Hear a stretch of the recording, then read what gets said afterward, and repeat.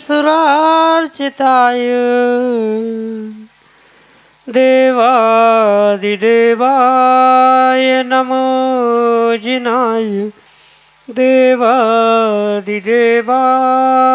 नमो जिनाय। पंच परमेष्टि भगवान की परम पूज्य आचार्य भगवंत गुरुवर विशुद्ध सागर जी मुनि महाराज की परम पूज्य मुनि श्री सुप्रभ सागर जी महाराज की 3,9 करोड़ मुनिराजों की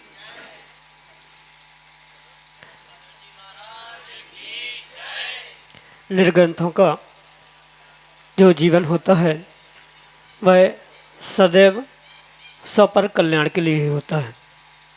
और ऐसे स्वपर कल्याणकारी परम उपकारी आचार्य भगवंत गुरुवर विशुद्ध सागर जी महाराज के मंगल सुभाषित से परम पूज्य मुनि श्री सुप्रभ सागर जी महाराज ने हमें सम्यक समाधान रूपी एक ऐसी अनूठी विधा प्रदान की है जिसके माध्यम से हम अपने ही मन के विकल्प को परम पूज्य मुनि श्री तक पहुंचाते हैं और परम पूज्य मुनि श्री आगम के परिप्रेक्ष्य में उसका हमको सम्यक समाधान प्रदान करते हैं। और वही सम्यक समाधान हमारे मन को निर्विकल्प बनाने वाला होता है और मन की निर्विकल्पता ही आत्मा का वास्तविक सुख है। ऐसे आत्मकल्याण की वह अनूठी विधा समीचीन विकल्प का समाधान आप भी जुड़ सकते हैं और अपना समीचीन विकल्प भेज करके परम पूज्य मुनि श्री से उसका सम्यक समाधान प्राप्त कर सकते हैं। प्रारंभ करते हैं आज का सम्यक समाधान। और आज के पहले विकल्प के लिए श्रीमती मालती जैन इंदौर मध्य प्रदेश से महाराज श्री के चरणों में बारंबार नमोस्तु निवेदित करते हुए अपना समीचीन प्रश्न रख रहे हैं कि महाराज श्री कब कौन सा कर्म उदय में आएगा, यह कैसे निश्चित होता है। हमारे समीचीन विकल्प का सम्यक समाधान करने की अनुकंपा करें। नमोस्तु महाराज जी, नमोस्तु।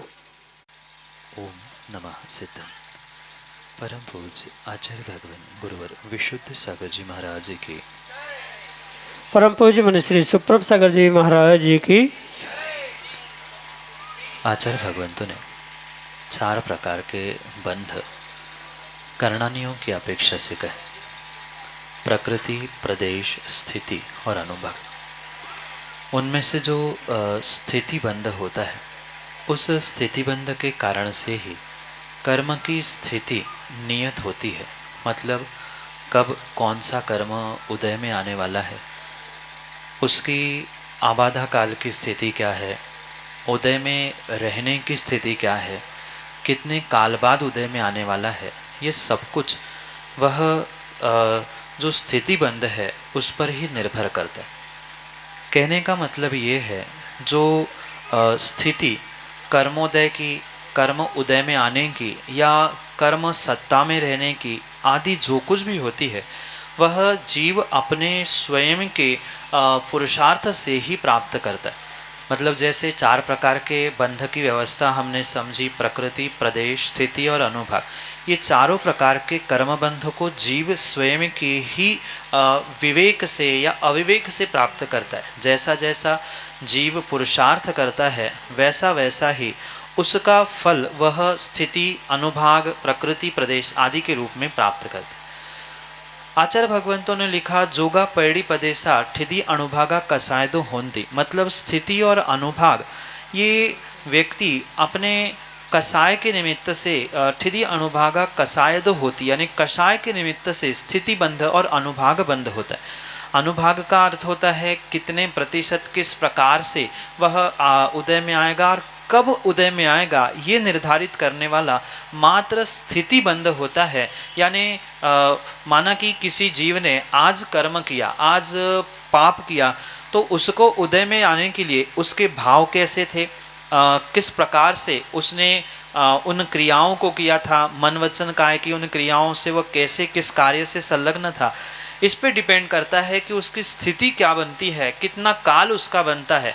काल अनेक प्रकार से ग्रहण किया जाता है। उदय में आने वाला काल मतलब बंधने के बाद सत्ता में रहते हुए उदय कितने सालों बाद, कितने भवों बाद, कितने दिनों बाद आने वाला, ये भी स्थिति है। पुनः उदय में रहेगी कितना काल तक, अधिक से अधिक साता वेदिनी असाता वेदिनी रूप कितने काल तक रह सकते हैं, नाम कर्म की प्रकृतियाँ कितने काल तक रह सकती है, ये भी स्थितिबंध के रूप में ग्रहण किया जाता है। तो इस पर सब कुछ निर्भर करता है कि कौन सा कर्म कब उदय में आने वाला है, इसी भव में आएगा, अगले भव में आएगा या कई भवों बाद आएगा। ये सब कुछ जीव का जैसा तात्कालिक पुरुषार्थ कार्य है बिल्कुल वैसा ही उसको उस समय पे प्राप्त होता है। ये स्थिति बंध की अपेक्षा से कर्म कब कहाँ कैसे उदय में आना है ये निर्धारित होता है। चारों प्रकार के बंधों का अपना अपना अर्थ है। अनुभाग मतलब शक्त्यांश बताता है कितने शक्ति से वह उदय में आने वाला है। प्रकृति यानी उसका जो प्रकार है वह प्रकृति कहलाती है। और प्रदेश यानी कितने प्रदेशों को प्रभावित करता है ये प्रदेश के रूप में स्वीकार किया जाता है। यही आपके लिए सम्यक समाधान। जसवी बाझल उज्जैन मध्य प्रदेश से महाराज श्री के चरणों में बारंबार नमोस्तु निवेदित करते हुए अपना समीचीन विकल्प रख रहे हैं कि महाराज श्री भगवान पार्श्वनाथ स्वामी के ऊपर ही सर्प का चिन्ह क्यों होता है, बाकी तीर्थंकरों के क्यों नहीं होता। हमारे समीचीन विकल्प का सम्यक समाधान करने की अनुकंपा करें। नमोस्तु महाराज जी, नमोस्तु। शायद ये आपको पता होना चाहिए कि पारसनाथ भगवान एक ऐसे उपसर्ग विजेता तीर्थंकर भगवान हो जिन पर पूर्व जन्मी का शत्रु कमठ घोर घोर उपसर्ग करता रहा, पर फिर भी वे स्थिर चित्त होते हुए अपने ध्यान में एकाग्रता को प्राप्त होते। और यही पुरुषार्थ, यही कार्य पारसनाथ भगवान का सबको पता चले, इसी निमित्त से पारसनाथ भगवान के प्रतिमाओं पे सर्प का फण, नाग फण आदि प्रदर्शित किया जाए। कहीं 1, 5, 7, 108, 1008, 1,08 आदि अनेक अनेक प्रकार से वह सर्प का प्रदर्शन प्रतिमाओं में किया जाता है। उससे बहुत बड़ा मैटर नहीं है, पर अन्य तीर्थंकर भगवान, क्योंकि सभी तीर्थंकर भगवान उपसर्ग विजेता नहीं हुए थे, मतलब उपसर्ग केवली नहीं हुए थे। जिन पर उपसर्ग होने के निमित्त से केवल ज्ञान प्राप्त होता है, ऐसे केवली भगवंतों को, तीर्थंकर भगवंतों को उपसर्ग केवली कहा जाता है। जैसे वर्तमान के 24 में 3 तीर्थंकर भगवान पर उपसर्ग का उदाहरण या व्याख्यान प्राप्त होता है, सुपार्श्वनाथ भगवान, पार्श्वनाथ भगवान और महावीर भगवान। क्योंकि पिछली पर्याय में जो जिनकी रक्षा उस पार्श्व कुमार ने, मतलब मुनिराज बनने के पूर्व में उस लकड़ी में जो नाग नागिन का जोड़ा था उससे जलते हुए बचाने का जो पुरुषार्थ उस पार्श्व कुमार के जीव ने किया था, उसका परिचय, उसका जाति स्मरण देव जाति में या देव बने हुए उन नाग नागिन के जोड़े को, धरणेन पद्मावती को बोध हुआ और वह उपसर्ग से रक्षा करने के लिए उसी नाग नागिन का भेष बना के हुए पारसनाथ जहाँ तपस्या कर रहे थे वहाँ पहुँचे थे। और ये इतिहास संक्षेप में पारसनाथ भगवान का पता हो, इसलिए पारसनाथ भगवान की प्रतिमाओं में अक्सर फण देखने में आता है। कई कई सुपार्श्वनाथ भगवान के भी प्रतिमाओं में फण देखने में आता है, क्योंकि उपसर्ग हुआ था ये प्रदर्शित करने के लिए फण बनाया है।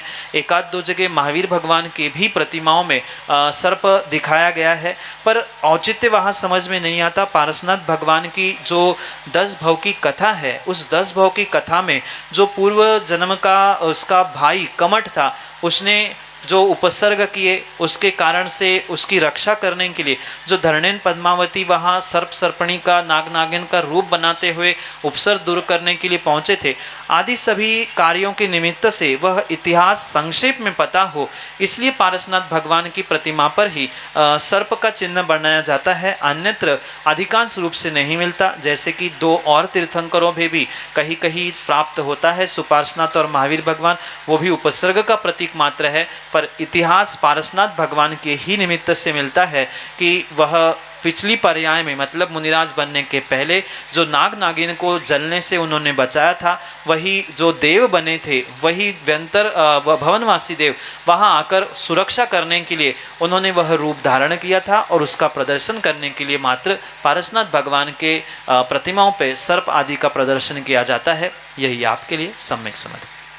निधि जैन, उज्जैन, मध्य प्रदेश से महाराज श्री के चरणों में बारंबार नमोस्तु करते हुए अपना प्रश्न कर रहे हैं कि महाराज श्री क्या पुरुषार्थ करें जिससे कि तत्वों का सच्चा श्रद्धान हमें हो। हमारे समीचीन विकल्प का सम्यक समाधान करते हुए हमारा मार्गदर्शन करने की अनुकंपा करें। नमोस्तु महाराज जी, नमोस्तु। सच्चे तत्वों का सच्चा श्रद्धान होने के लिए सबसे पहले उन सच्चे तत्वों का निर्णय होना, ज्ञान होना बहुत आवश्यक है। जब तक सातों तत्वों का यथार्थ निर्णय नहीं है कि 7 तत्व होते हैं, जीव, अजीव, आश्रव, बंध, संवर, निर्जरा और मोक्ष, जब तक इनके विषय में जानकारी नहीं है, ज्ञान नहीं है, तब तक उनका निर्णय संभव नहीं, और जब तक सम्यक निर्णय नहीं है तब तक किसी भी प्रकार से तत्वों का श्रद्धान होना संभव नहीं है। श्रद्धान का मतलब होता है विश्वास करना, उसको मानना, पर मानने के लिए अगर उसका स्वरूप ही नहीं पता कि जीव क्या है, आश्रव तत्व क्या है, मोक्ष तत्व क्या है, तब तक उस पर श्रद्धान करना कतई संभव नहीं हो सकता। इसलिए तत्वों का श्रद्धान करने के लिए सबसे पहले मुख्य कार्य अगर कुछ है तो तत्वों का निर्णय करना, तत्वों को जानना है। जब तक जानेंगे नहीं तब तक मानेंगे नहीं, और मानेंगे नहीं तब तक श्रद्धान होना संभव नहीं। इसलिए तत्वों को जानने के लिए, तत्वों को मानने के लिए, तत्वों को श्रद्धान करने के लिए, तत्वों के बारे में ज्ञान प्राप्त करने के लिए स्वाध्याय करना परम आवश्यक है। जब तक स्वाध्याय नहीं है तब तक किसी भी प्रकार से तत्वों का ज्ञान, तत्वों का निर्णय और तत्वों पर श्रद्धान होना संभव नहीं। श्रद्धान भी आत्मा का गुण है, ज्ञान भी आत्मा का गुण है, तो उसे प्राप्त करने के लिए व्यवहार दृष्टि से इन ग्रंथों का अध्ययन करना, स्वाध्याय करना बहुत आवश्यक है। जैसे आचार्य भगवंतों ने 5 प्रकार का स्वाध्याय कहा है, उन 5 प्रकार में से जो स्वाध्याय अनुकूल लगे उन क्रियाओं को प्राप्त करना होगा। सर्वप्रथम जो वाचना नाम का स्वाध्याय का भेद कहा है, ग्रंथों का जो पूर्वापार्जित पूर्व आचार्यों से प्रणीत जो ग्रंथ है उनका अध्ययन करना, ये वाचना नाम का स्वाध्याय स्वीकार किया। कुछ जिज्ञासा उत्पन्न हो तो निर्ग्रंथ गुरु के पास पहुंचकर या किसी तत्वज्ञानी के पास पहुंचकर अपनी जिज्ञासा का समाधान करना, अपने विकल्प का सम्यक समाधान प्राप्त करना, ये पृच्छन नाम का स्वाध्याय कहा। साथ में धर्मोपदेश भी स्वाध्याय कहा। माना कि हम पढ़ नहीं पा रहे हैं या जो लिखा है समझ नहीं पा रहे, तो जहाँ धर्मोपदेश होता है, जो स्वाध्याय करते हैं, वाचनाएं होती है, वहाँ बैठते हुए तत्वों का निर्णय करने का या तत्वों को सुनने का प्रयास किया जाए। और इसके बाद जब इन 3 प्रकार के स्वाध्याय को पूर्ण किया जाए, मतलब भीतर निर्णय हो जाए कि स्वाध्याय के बाद ये 7 तत्व है, उनका स्वरूप ऐसा है, तो आमनाय और अनुप्रेक्षा नाम का मतलब पुनः पुनः उसका चिंतन करना, विचार कर मनन करना, ये भी स्वाध्याय के रूप में आता है। तो इन 5 प्रकार के स्वाध्यायों के निमित्त से ही जीव तत्वों का निर्णय कर सकता है, और तत्वों के निर्णय के साथ साथ ही तत्वों का श्रद्धान पूर्ण रूप से कर सकता है। इसलिए तत्वों का श्रद्धान करने के लिए जीव को सबसे पहले तत्वों के निर्णय और तत्वों के ज्ञान तक पहुंचना होगा, जो कि स्वाध्याय के अलावा अन्य किसी प्रकार से होना संभव नहीं है। इसलिए स्वाध्याय से ही ये तत्वों का निर्णय के लिए साधन बन सकता है। यही आपके लिए सम्यक समझ। बड़नगर मध्य प्रदेश से अगले समीचीन विकल्प के लिए एक छोटा सा बालक निर्वाण जैन। नमोस्तु नमोस्तु। अगर परमेष्टि बन जाए तो दूसरे भगवान परमेष्टि क्यों नहीं बन सकते हैं? जो परम यानी उत्कृष्ट स्थान पे विराजमान होते हैं उन्हें परमेष्टि कहा जाता है। और वे परमेष्टि 5 ही होते हैं, जैसे कि आपने शायद पाठशाला में पढ़ा होगा, अरिहंत, सिद्ध, आचार, उपाध्याय और साधु। ये 5 ही परम स्थान यानी सर्वोत्कृष्ट बहुत अच्छे स्थान पर विराजमान होने वाले परमेष्टि के रूप में स्वीकार किए जाते। और जो अन्य भगवान के रूप में उसे स्वीकार किया जाता है वह परम स्थान पे विराजमान नहीं होते, इसलिए उन्हें परमेष्टि नहीं कहा जाता। ये बहुत अच्छे से समझने की आवश्यकता है कि भगवान होना, ईश्वर होना, प्रभु होना फिर भी आसान है, पर परमेष्टि बनना आसान नहीं है। क्योंकि 5 जो परमेष्टि का स्वरूप कहा है वे 5 प्रकार के ही परमेष्टि होते हैं, जो 28 मूल गुणों को धारण करते हुए निर्ग्रंथ, दिगंबर, पिच्छी कमंडल आदि को धारण करते हैं, वे साधु परमेष्टि होते हैं। ऐसा दूसरा मूल गुणों को धारण करने वाला, पिच्छी कमंडल, दिगंबर भेष धारण करने वाला कोई नहीं हो सकता, सो साधु परमेष्टि नहीं बन सकता। जो साधु बनते हैं वही उपाध्याय और आचार्य परमेष्टि के पद को विभूषित करते। तो साधु ही अगर वे भगवान नहीं बन पा रहे हैं, कोई तपस्वी नहीं बन पा रहे, तो परमेष्टि के रूप में उन्हें कैसे स्वीकार किया जा सकता है? अगली बात, जो अरिहंत है वो ही सिद्ध बनते हैं और अरिहंत बनने के लिए साधु परमेष्टि बनना आवश्यक है। इसलिए साधु ही जो बन नहीं पा रहे हैं, दिगंबर मुद्रा धारण नहीं कर पा रहे हैं, निर्ग्रंथ नहीं हो पा रहे हैं, पिच्छी कमंडल धारण नहीं कर पा रहे हैं, वे किसी भी प्रकार से परमेष्टि नहीं बन सकते। और इसी कारण से जो परमेष्टि बने हैं वे तो परमेष्टि है ही, पर अन्य कोई भी परमेष्टि बन नहीं सकता, क्योंकि वे पहले मुनिराज नहीं बन सकते।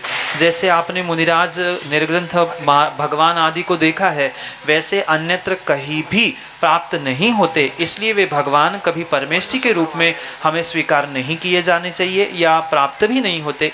यही आपके लिए सम्यक समझ।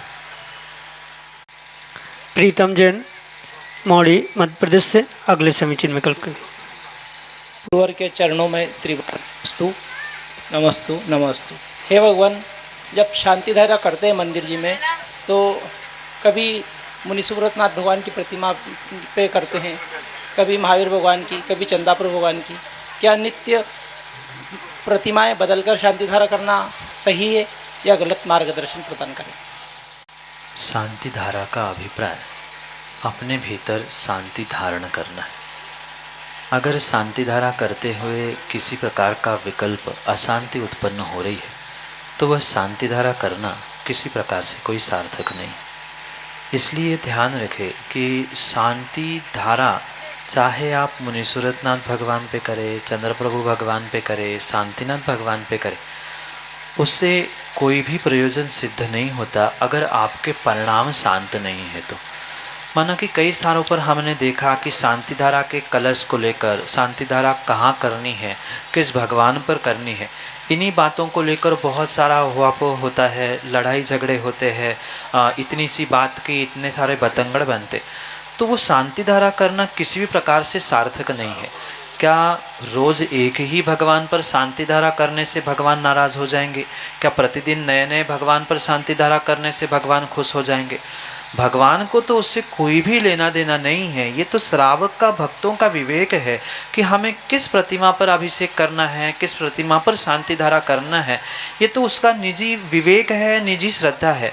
ये बिल्कुल भी आवश्यक नहीं है कि प्रतिदिन एक ही प्रतिमा पर शांति धारा अभिषेक हो, और ये भी आवश्यक नहीं है कि प्रतिदिन बदल बदल के ही करना चाहिए। माना कि किसी मंदिर में अभिषेक करने योग्य एक ही प्रतिमा है तो उस पर ही अभिषेक शांति धारा होगा, अन्यत्र होने की संभावना नहीं है, क्योंकि मूल नायक पे माना कि नहीं होता।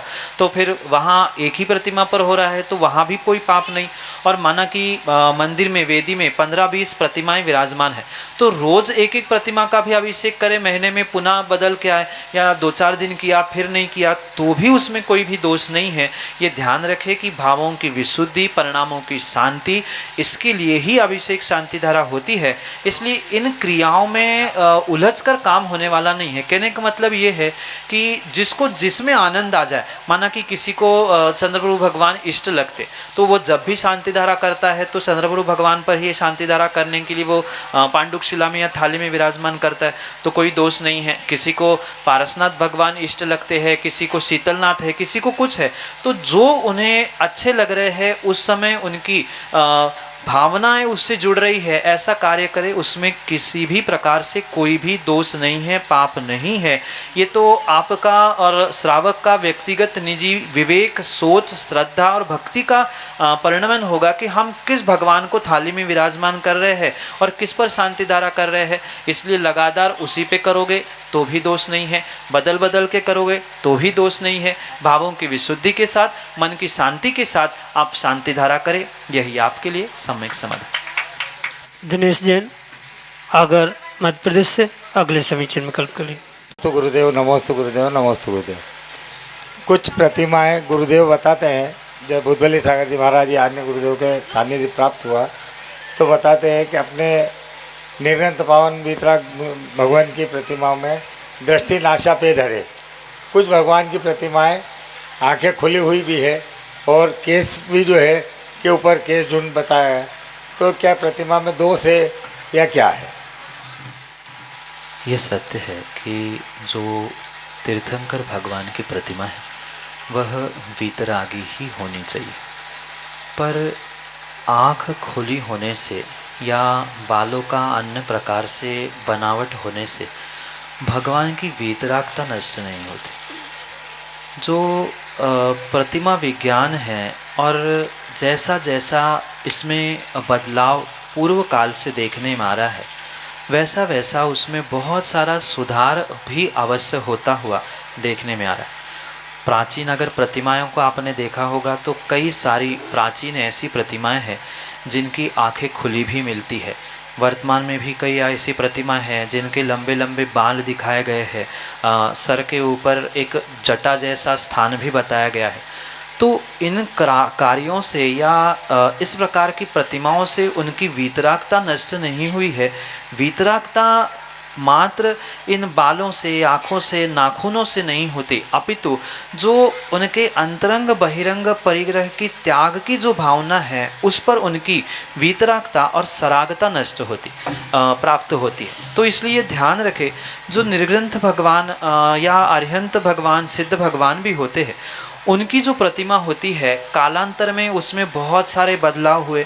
प्राचीन अगर प्रतिमा आपने देखी होगी तो प्राचीन प्रतिमाओं में परिकर भी देखने को आपको मिलता है, उसी में अष्ट प्रातिहार्य बने होते हैं, चमर ढुलाने वाले, पुष्पवृष्टि करने वाले, वो सब कुछ उसी प्रतिमा में होते हैं। तो ऐसी प्रतिमा क्या वीतरागी नहीं है? जब वीतरागी प्रभु समोशरण में बैठने पर ये अतिशय अष्टमंगल द्रव्य, अष्ट प्रातिहार सहज प्रकट होते हैं, तो इनका प्रदर्शन अगर प्रतिमा में किया जा रहा है तो उसमें वीतरागता का कहीं वह घातक हो ही नहीं सकता। वीतरागता तो भगवान की दिगंबर मुद्रा है, वह आदिनाथ भगवान के निमित्त से ये प्रदर्शन किया जाता है कि 6 महीने जब वे तपस्या में लीन हुए थे उन्होंने केशलोच नहीं किया, और यह प्रदर्शन करने के लिए उनके बाल बढ़े या जटा के रूप में उनको दिखाया जाता है। उसमें वीतरागता कहाँ समाप्त हो रही है? माना कि आँख भी किसी प्रतिमा में, क्योंकि बहुत सारी प्राचीन प्रतिमाओं में नासा दृष्टि से थोड़ा सा ऊपर भगवान की आँखें खुली दिखती है, मिलती है, तो उसमें किसी भी प्रकार से भगवान की वीतरागता नष्ट नहीं हो रही है। वीतरागता का स्वरूप पहले हमें समझना चाहिए। वीतरागता का अर्थ क्या है? जो 18 दोषों से रहित है उनको वीतरागता का स्वरूप कहा गया है। अरिहंतों को सर्वज्ञ हितोपदेशर वीतरागी कहा जाता है। तो वीतरागी का अर्थ पहले समझे कि 18 दोष, क्षुधा, पिपासा मतलब भूख, प्यास, स्वेद आदि आदि ये जो कार्य शरीर जन्य हैं, इनसे दूर होने का जो पुरुषार्थ कर चुके हैं, दोषों से रहित हो चुके हैं, उनको ही 18 दोषों से रहित वीतरागी के रूप में स्वीकार किया जाता है। इसलिए ध्यान रखें कि इन सामान्य बातों से प्रतिमाओं की वीतरागता किंचित भी नष्ट नहीं हो रही है। इनका दर्शन करने में कोई भी दोष नहीं है। हाँ, पर अगर कोई वर्तमान में ऐसी प्रतिमा विराजमान करता है तो उसे अवश्य ही निषेध किया जाएगा, क्योंकि आज बहुत सारे सुधार हो चुके हैं। पहले ज़माने में, पहले पूर्वज उतना देखते नहीं थे, प्रतिमा दिख गई जैसी मिली वो विराजमान करते थे। पर आज अपने पास साधन है, ज्ञान है, सब कुछ है, जानने के बाद गलती ना करे, ये सर्वोत्कृष्ट बात है। इसलिए आज अगर प्रतिमा विराजमान की जाएगी तो उनकी दृष्टि नासाग्र ही होनी चाहिए, बाल भी व्यवस्थित होने चाहिए। उसमें भी ध्यान रखें कि अगर लंबे बाल भी दिखाए गए हैं तो वे अर्हंत अवस्था, क्योंकि जैसे ही केवल ज्ञान प्रकट होता है भगवान के नख का नाखून और केस बढ़ना समाप्त हो जाते, तो जितने थे वैसे ही रहते हैं। तो वहाँ कोई कटिंग करने वाला तो है नहीं कि केवल ही बनने के बाद केस लॉन्च करने का भी सवाल नहीं। तो इन बाहर के साधनों से किसी भी प्रकार से भगवान की वीतरागता नष्ट नहीं होती। इतना ही नहीं, कई सारे जीवों का, कई सारे ज्ञानियों का ये भी कहना है, त्यागी व्रतियों का, कि भगवान पारसनाथ पे सर्प का फण है तो उनकी वीतरागता नष्ट हो गई। वहाँ भगवान का और सर्प का क्या लेना देना? अगर परिग्रह या किसी प्रकार से सर्प को भगवान ने अपना स्वरूप माना होता या उस सर्प को आप भगवान का स्वरूप मानकर पूज रहे हैं तो वीतरागता में दोष है। पर भगवान अपने वीतरागी मुद्रा में है, सर्प अपना काम कर रहा है, श्रावक अपना काम कर रहा है, भक्त अपने काम कर रहे हैं, उनसे उनकी वीतरागता नष्ट होने वाली नहीं है। ये स्वीकार करते हुए उनको नमस्कार, उनका पूजन आदि आदि करने में कोई दोष नहीं है। यही आपके लिए सम्यक समाधि।